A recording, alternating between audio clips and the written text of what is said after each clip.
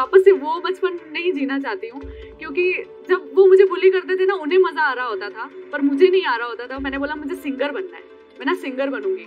तो उन्होंने मुझे इस तरह से देखा कि जैसे मैंने उन्हें बोल दिया कि मुझे चोर बनना है। उन्होंने ऐसे हाथ जोड़ रखे थे और उन्होंने बोला कि मेरी बच्ची को रहने दो, उसका साल बर्बाद हो जाएगा अगर आपने उसको इस टाइम पे निकाल दिया। उन्होंने मुझे बोला कि मुझे पता है कि तुझमें पोटेंशियल है, तू स्टेज पे जाएगी, तू मंच करेगी। उन्होंने मुझे 27 बार मंच दिया और मैं 27 बार अवार्ड लेकर आई। क्षमा करी, मेरा नाम जिगीशा जोशी है और आप मने मेवाड़ी बायरा नामो जाणो हो।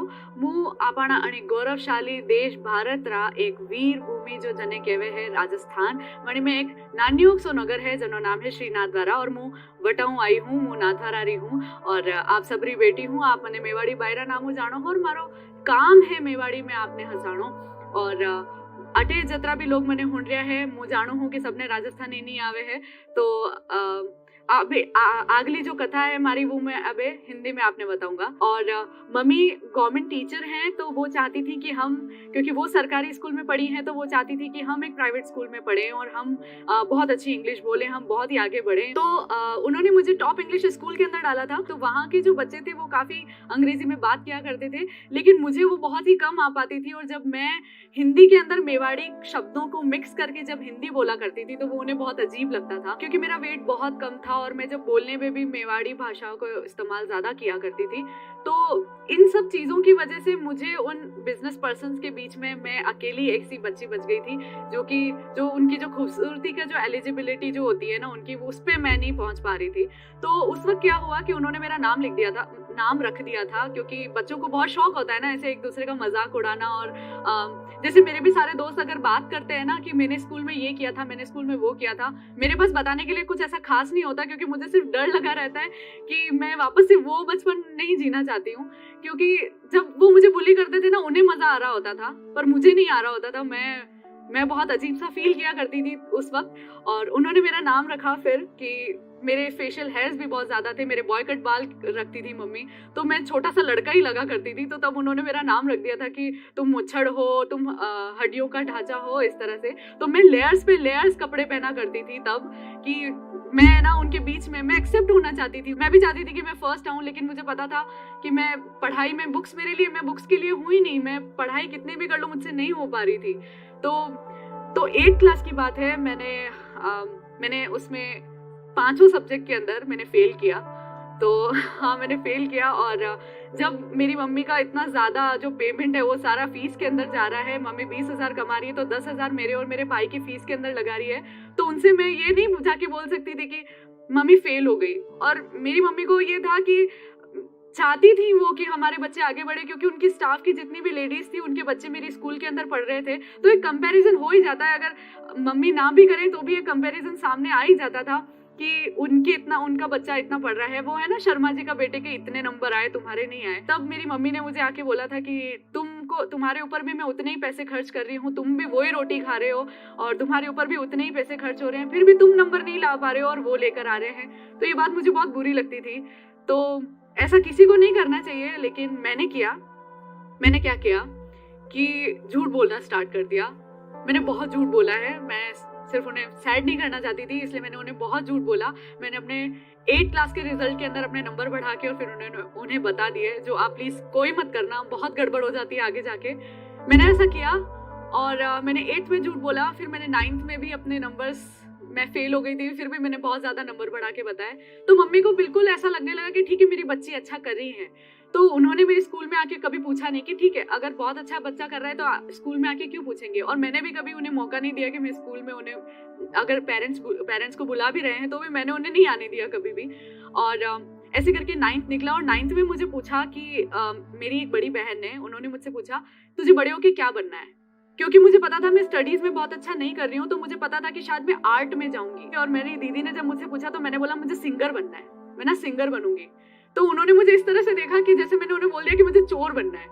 उन्होंने मुझे इस तरह से देखा और मुझे लगा कि शायद मैंने गलती कर दी। उन्होंने बोला बहुत स्टूपिड बात कही जो किसी भी बच्चे को नहीं कहनी चाहिए। मैं जो मुझे ऑडियंस देख रही है, आप भी इस बात को सोचना एक बार कि अगर आपको कोई बच्चा, मैं एक सपने के साथ मैं एक सपना बता रही थी अपना कि मुझे ये बनना है, और उन्होंने मुझे उस वक्त जवाब दिया एक बहुत ही स्टूपिड बात। उन्होंने मुझे कहा कि लाखों लोग क्रिकेट की ट्रेनिंग करते हैं लेकिन सचिन तेंदुलकर सिर्फ एक बनता है।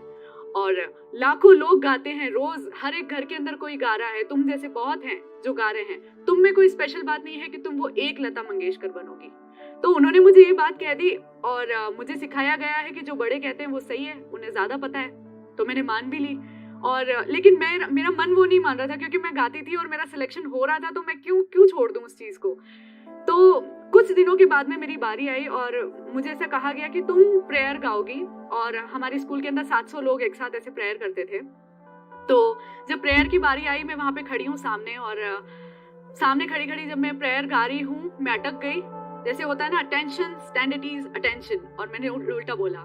तो ये सब कुछ मैंने उल्टा बोला और मेरे टीचर्स ने उसी वक्त मुझे बोला कि इतना सा भी नहीं आ रहा है क्या, तुम्हारे जूनियर्स भी कर लेते हैं ये। एक दिन टीचर्स ने मेरे बोला कि हम तुमको इस स्कूल में नहीं रख सकते। एक्चुअली इंग्लिश मीडियम स्कूल्स की और प्राइवेट स्कूल्स की ये पॉलिसी होती है, ये मैं एक सीक्रेट बता रही हूँ यहाँ पे, कि उनकी एक पॉलिसी होती है कि जब उनको अपना रिजल्ट 100% करना होता है, तो वो जो बहुत ही कम पढ़ने वाले, मतलब 60 से कम वाले जो बच्चे होते हैं, जो कमजोर होते हैं कंपैरेटिवली, उनको वो पहले ही एलिमिनेट कर देते हैं। कि उन्होंने मुझे क्लियर आके सामने बोला कि 10 दिन के अंदर आपको टीसी देंगे, आपको बस यहाँ से निकलना है इस स्कूल से, आपको दूसरी जगह पे, आपको सरकारी स्कूल में ले लेनी चाहिए। मम्मी इतने टाइम से स्कूल नहीं आई थी और मम्मी को क्या लग रहा है घर के अंदर, तो मेरा ये लग रहा है कि मैं बहुत अच्छा पढ़ती हूँ, मैं बहुत ही एकदम स्कॉलर बच्चा हूँ उनका।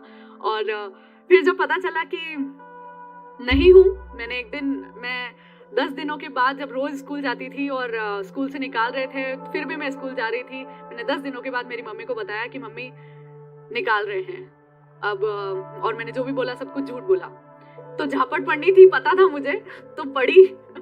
और मम्मी ने बोला कि अब क्या करना है। मम्मी मेरे साथ टीसी लेने गई और तब मैंने पहली बार ऐसा फील किया कि मम्मी मेरी वजह से बहुत ही ज़्यादा सैड थी।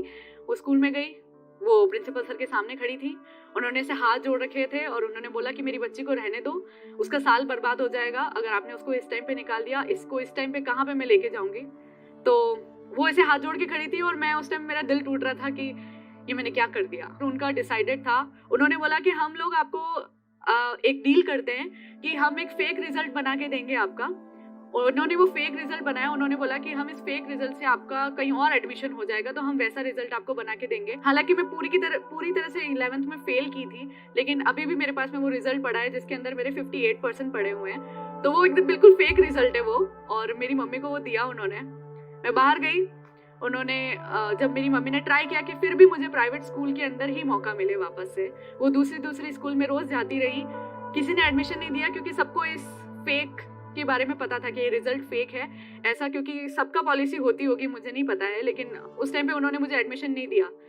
मम्मी ने मुझे बोला कि तूने इतना बड़ा धोखा दिया है, जो माँ बाप से दगा करता है वो कहीं का किसी का नहीं होता है। जब मैं सरकारी स्कूल के अंदर गई, जबरदस्ती हुआ, उन्होंने बहुत सारे लॉज बताए कि सर्व शिक्षा अभियान के तहत आप किसी बच्चे को मना नहीं कर सकते, कि आप किसी एडमिशन लेने से बच्चे को मना नहीं कर सकते। तो ऐसा ही हुआ, उन्होंने मुझे जबरदस्ती एडमिशन दिया। फिर क्या हुआ कि मुझे पता था मैं फिर भी नहीं पढ़ पा रही हूँ, वो साइंस सब्जेक्ट है, मुझसे नहीं होगा, मुझे पता था नहीं होने वाला है। मैंने ना चीटिंग करी, बहुत बुरी चीटिंग करी। मैंने अब एक पेपर के ऊपर सारे क्वेश्चन के आंसर्स लिखे, कारतूस बनाया, लेके गई, सारी चीटिंग करके पेपर में लिख कर आई। और मुझे पता था कि इस बार 30 में से 27 नंबर मेरे आएंगे, मुझे पता था आएंगे। लेकिन क्या हुआ कि मैंने जब रिजल्ट देखा ना, तो उसके अंदर सिर्फ 6 नंबर थे, फेल, वापस से फेल। तो उन्होंने बोला कि तुम्हारी मम्मी को बुलाएंगे। और मम्मी ने मुझे, जब सरकारी स्कूल में मैं जा रही थी, पहला दिन था, उसी दिन कह दिया था कि अगर नहीं पढ़ी ना शानू, मेरा घर का नाम शानू है, उन्होंने बोला नहीं पढ़ी ना तो तेरी शादी करवा दूंगी, तुझे वैसे भी घर का काम भी नहीं आता, तुझे कहीं का तू कुछ भी नहीं है, तो तेरी शादी करवा दूंगी। तो और ज्यादा डर लगा। उनसे मैंने बहुत बोला कि प्लीज मम्मी को मत बुलाओ, प्लीज मत बुलाओ। माने नहीं कोई भी, बुलाया मम्मी को। और उस दिन उन्होंने बोला कि आप अपनी बेटी पे अपना टाइम वेस्ट कर रहे हो, अपना मनी वेस्ट कर रहे हो। और मम्मी ने जब गुस्से में से कह भी दिया कि वो बहुत डिस्टर्ब थी, और उन्होंने मुझे कह भी दिया कि तू नहीं होती तो ज्यादा आसान होता, और इस तरह से चीजें, कभी कभी वो भी एक इंसान है, कोई साधु तो है नहीं। तो उन्होंने कह दिया मुझे, और मैंने उस दिन उसको मान लिया क्योंकि वो बड़े हैं, वो ज्यादा जानते हैं। तो मैंने क्या किया कि गेहूं की जो रखने वाली जो गोलियां होती है ना, जिससे कीड़े मारे जाते हैं, तो मैंने ना उन गोलियों को निगल लिया। और मेरे भाई ने वो चीज देख ली और वो जोर से चिल्लाया कि अरे इसने कुछ खा लिया। और उसके बाद में ऐसा हुआ कि मम्मी ने मुझे फिर उल्टी करवाई और मैं उसमें भी फेल हो गई, मतलब मैं मरने में भी फेल हो गई उस वक्त। और फिर क्या हुआ कि आगे बढ़ते गए हम इसी तरह से। तो जब मैं कॉलेज में आई तब मुझे एक ऐसी टीचर मिली जो कि शायद मुझे पहले मिलती ना तो मुझे ज़्यादा अच्छा लगता। तो मुझे मिली विनीता राठौड़ और उन्होंने मुझे बोला कि मुझे पता है कि तुझ में पोटेंशियल है, तू स्टेज पे जाएगी, तू मंच करेगी। उन्होंने मुझे 27 बार मंच दिया और मैं 27 बार अवार्ड लेकर आई। और जब मैंने अपने परिवार में बताया तो उन्हें लगा कि शायद इसमें वो बात है, शायद ये कुछ कर सकती है इस चीज के अंदर। उसके बाद में मेरा फर्स्ट एल्बम आया जो कि मुझे कॉलेज से ही मिला था। एक भैया ने मुझे देखा और उन्होंने बोला तुम बहुत अच्छा गाती हो, मैं तुम्हारे साथ एक एल्बम शूट करूंगा। तो मेरा पहला एल्बम आया जो मैंने 9 भाषाओं के अंदर किया है। उसके ऊपर 1.5 मिलियन व्यूज थे पहले ही दिन। एक दिन इंस्टाग्राम पे स्क्रॉल करते हुए देखा कि सब अपनी क्षेत्रीय भाषा के अंदर एक वीडियो डाल रहे हैं एक्सेंट, जैसे मेरा your Nepali accent is so sexy and that. तो इस तरह से वो वीडियोस डाल रहे थे और मैंने देखा कि राजस्थानी में किसी ने भी नहीं डाला हुआ था। तो मुझे कोई लगा नहीं था कि मेरे वीडियोस पे इतने सारे व्यूज आ जाएंगे। तो जैसे ही मैंने डाला, एक दिन पहले मैंने कुछ डाला था और उस पर कोई व्यूज नहीं थे। मैंने दूसरे दिन देखा उस पर 1.5 मिलियन व्यूज थे और मैं हिट थी। और जब लोगों को पता चला कि ये जिगीशा है, उनकी बच्ची है, और जब मम्मी को फोन आने लगे कि आपकी बेटी ने कमाल कर दिया, आपकी बेटी ने कमाल कर दिया, अब मुझे ऐसा लगता है कि मैं और मेरी मेवाड़ी हम दोनों ही एक जैसे हैं। और जो मेवाड़ी जो बोली है, जो हमारी राजस्थानी बोली है, उसको भी कहीं ना कहीं मेरी ही तरह बहुत पिछड़ापन मिला है। उसको भी कहा गया है कि तुम किसी काम की नहीं हो, उसको भी बोला नहीं गया है। इतने सालों से हम लोग मेवाड़ में रह रहे हैं और मेवाड़ी भाषा को स्टेज पे नहीं बोला गया है। आज मुंह अटे हूँ और आज मुंह बोल रही हूँ मेवाड़ी, और मेवाड़ी ने मुंह पकड़ी हूँ जदी मुंह अटे जोश टोकरा स्टेज पे अटे आज उभी हूँ। तो मुँह बस यो कहना चाहूँ हूँ कि वह जो जूनी जिगीशा है नी, जो छानी छानी रहती ही, और वह जो जूनी मेवाड़ी ही जने कोई नहीं बोलतो हो, वो एक लारे वे गया है। और अबे माणी स्टेज पे हाँ तो पाछा आई रिया, हाँ आप रे जटे जटे आप धरकारा दीदा है, वटे वटे सम्मान लेवाने पाछा आवांगा और आई गया। हाँ, और मुँह चाहूँ हूँ कि आज मुँह अणी स्टेज हूँ राजस्थान रे आड़ी हूँ बोल रही हूँ। मारी आशा है कि मुँह एक अणी और मोटा स्टेज पे भारत रा आड़ी हूँ बोलूँ। तो आप भी आशीर्वाद बनाए रखजो। आप सबने बहुत बहुत घणो आभार, धन्यवाद कि आप मने अटे अणी जोगी हमजी, कि आप मने हुन रिया हो। आपने घणो घणो धन्यवाद। It is said that when you educate a woman, you educate an entire generation. नारी सशक्तिकरण पर ये पंक्तियां हमारे दिल को जोश और हिम्मत से भर देती हैं। ऐसी ही हिम्मत भरी कहानी अभी हमने सुनी जोश टॉक्स पर, और हमें उससे काफ़ी प्रेरणा भी मिली। ऐसी ही कहानी है लक्ष्मी जी की, जिन्होंने CS करके बड़े शहर में वो आए जॉब का सपना लेके, पर उन्हें यहाँ जॉब नहीं मिल पाई। पर उन्होंने हिम्मत नहीं हारी, जोश के साथ उन्होंने कम्युनिकेशन स्किल्स पर काम किया और आज एक बड़ी कंपनी में वो काम कर रही हैं। लक्ष्मी जी की ही तरह कई स्टूडेंट्स जैसे कि वैशाली जी, नीला, प्रणाली, आरती और उषा जी ने मिलके जोश स्किल्स के साथ विभिन्न स्किल्स जैसे कि spoken English, communication skills, personality development, finance, business building सीख कर आज अपनी अलग पहचान बनाई है। आज ही अपने जैसे लाखों स्टूडेंट के साथ भारत के number 1 spoken English learning app जोश स्किल्स ऐप के साथ अपनी इंग्लिश लर्निंग जर्नी शुरू करें।